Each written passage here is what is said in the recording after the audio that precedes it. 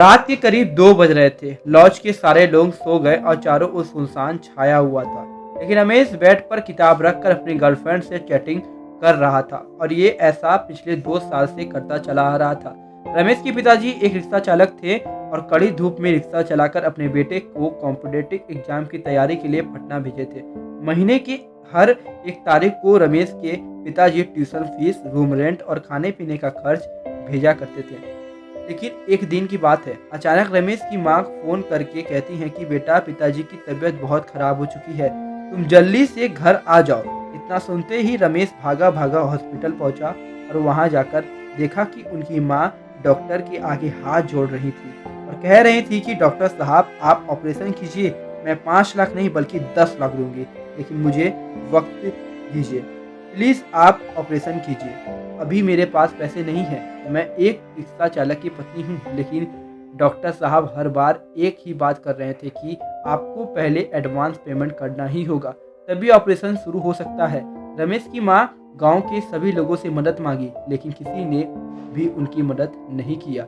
ये सब देखकर रमेश की आंखों से आंसू नहीं रुक रहा था और पैसे की कमी के कारण अपने पिताजी को खो दिया। रमेश चिल्ला चिल्ला कर कहने लगा कि माँ, ये सब मेरी वजह से हुआ है, मैं इतना काबिल नहीं बन पाया जितना अभी तक मुझे बनना चाहिए था। रमेश अपने आप को कोसने लगा कि काश मैं अच्छे से पढ़ाई किया होता, अच्छे से मेहनत किया होता तो आज मेरे पास जॉब होता, कुछ कर रहा होता और मैं अपने पिताजी को बचा पाता। दोस्तों, आपके साथ कब क्या होगा और कौन सी घटना हो जाए कुछ पता नहीं हो चलता।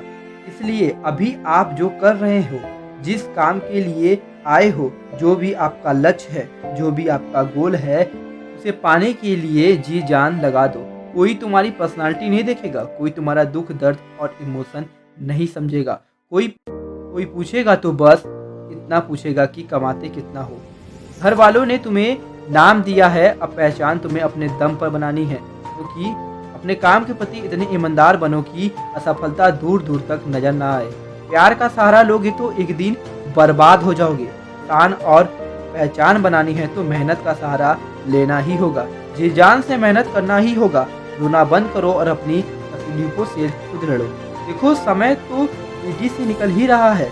अगर वक्त के साथ मेहनत नहीं की तो जिंदगी की एक एक महीने, एक एक सप्ताह और एक एक दिन, एक एक घंटे की वैल्यू नहीं की तो साल के साथ साथ आपकी आधी जिंदगी निकल जाएगी, कुछ पता ही नहीं चलेगा। याद रखना, कमजोर तुम नहीं, तेरा डिसीजन है।